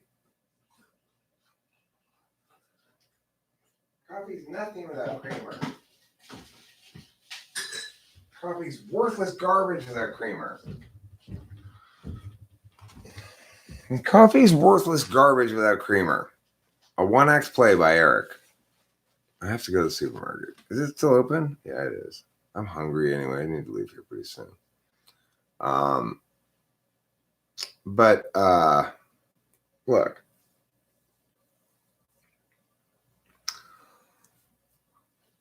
Nobody knows where all these species came from. In fact, nobody knows why they all erupted all of a sudden either. It's like, for a long time, there was meow, right? And then within like a million years, this is the fossil record that people point to as proving evolution. We went from meow to meow, and then it stopped. And now there's not any more new species here. And it's been the same ever since. Why? Why? Why is our evolutionary fossil history such that there's a slow amount of, basically the same amount of species for a long time? Then there's a sudden explosion of shit tons of species emerging from apparently simpler organisms. In other words, showing increasing complexity things of there appear to be versions of other things, and all it happens way faster than could possibly be happening through any sort of gradual generational change. You're talking about 1,000,000 years, you're talking about 1,000 generations of a 1,000-year-old tree that purportedly evolved into that from like, little mold or something to all those species in like 1,000,000 or 2 years. How that mold got from mold to a giant 1,000-year-old living sequoia tree in that short period of time, nobody even attempts to pretend to explain, I don't think. Oh, they have a word for the explanation. It's called punctuated equilibrium. No, punctuated equilibrium is not an explanation. It's a description of what happened, assuming you don't have to challenge the frame that it falsifies. So punctuated equilibrium, get this fucking hilarity, claims that, well, you see, what happens with evolution is there are periods of really fast evolution and periods of really slow evolution. Periods? You mean that one time that all those species suddenly showed up out of nowhere? Yeah, that's one of those periods. Do we have other of those periods? Look, we're talking about periods of fast and slow. Okay, so you're saying during the time period when shit tons of species appeared out of nowhere, that is just an example of one of those periods where suddenly evolution speeds up to like times 1,000,000, right? Right. And then naturally, once niches are fully filled and everything, things don't need to evolve so much anymore, so it kind of shuts off. Wait, I mean it shuts off completely and there's been no changes at all functionally ever since? That's why every time people talk about evolution for humans, right? The only people who ever seem to evolve amongst Homo sapiens are either cavemen or some other kind of hunter-gatherers, right? Well, why do we need this to happen? Well, it's because back when we were hunter-gatherers, yeah. I see.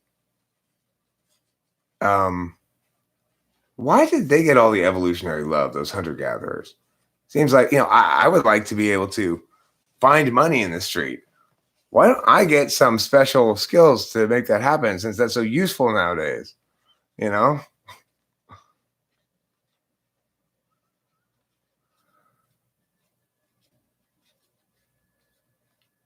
Who are you talking about or to? I don't even know who you guys are talking to. Where did the 7-day weekly cycle come from? Where did the 7-day weekly cycle come from? I don't know. Do you believe that humans have a species along the same lines as humans? You believe that humans have a species along the same lines as humans, Eric? What? I have to explain that. Or human genetics are too complicated? You screw the mutations every time? I mean, what do you mean mutations? The thing is, mutations are extinguished by the processes of genetics and life. They don't support mutations. They don't reinforce mutations. They don't perpetuate mutations. They extinguish mutations. So,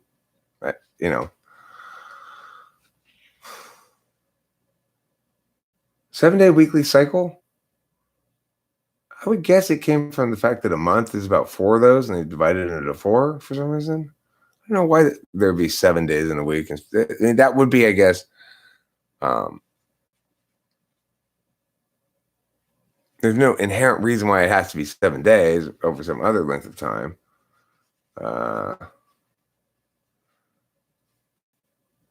it's about a quarter of a month. But okay, look. The Bible doesn't say, and then stop counting days, does it?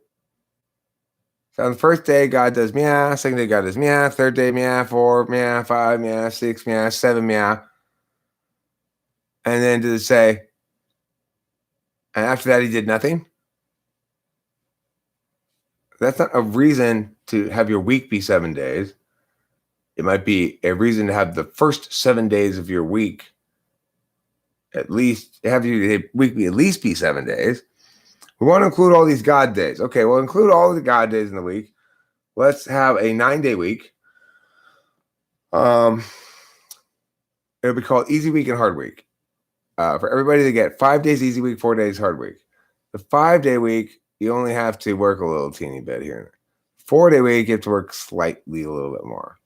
And the 4-day week only gets 1 weekend, whereas the 5-day week gets 2 weekends. Okay, so it's basically 3 weekends in 2 weeks, comprised of a 9-day week, in which the 5-day week gets 2 weekends, comprising 4 of the 5 days, and the 4-day week only gets 1 weekend, comprising 2 of the 4 days. And that makes more sense as a week to me than 7 days. The 4th commandment begins with, remember as if to implicitly play with us, do not forget. The 4th commandment begins, what does the 4th commandment say? Remember to eat plenty of cheese? Is it that one? That one looms. That's what it is. It looms large.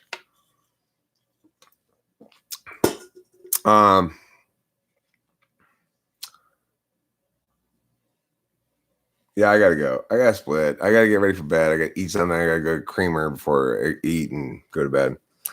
And it's like try to be purposeful and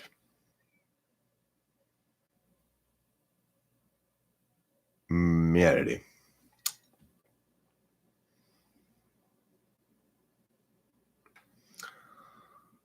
Tomorrow I don't really got anything going on with this mom. What is it, Wednesday? Yeah. We got to go to work on Thursday again and Friday and Saturday, but not tomorrow. Channeling? What am I channeling tomorrow? What am I doing on the channel? I don't know. I kind of want to make a video with a document articulating some ideas I've been having. I kind of talked about those ideas a bit tonight. Now I'm tired and I'm sort of like, I've run out of ooh and I want to, ooh and I want to, ooh and I want to, I ran out of ooh that I want to, ooh and I want to, ooh and I want to. Remember the Sabbath day, ooh and I want to, ooh and I want to, ooh and I want to. Remember the Sabbath day. Remember the Sabbath day. What else does it say? You're supposed to remember the Sabbath day. Oh yeah, I lost my ooh. Right, and my mojo's. It's like I need a rest.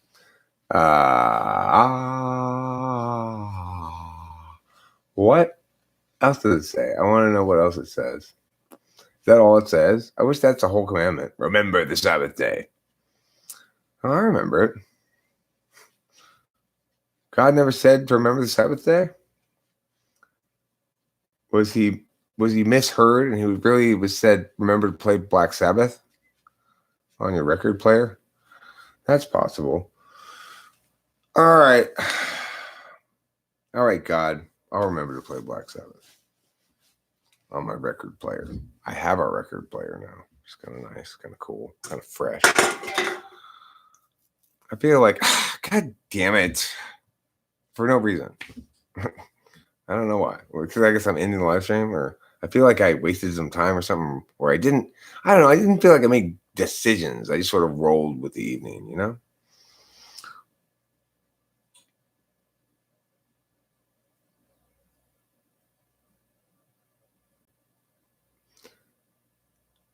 Thank you guys for even having those kind of conversations. It's really incredibly gratifying. You make me moist. All right, I'll see you guys later. Talk to you later. Thanks for being here. I'll talk to you soon.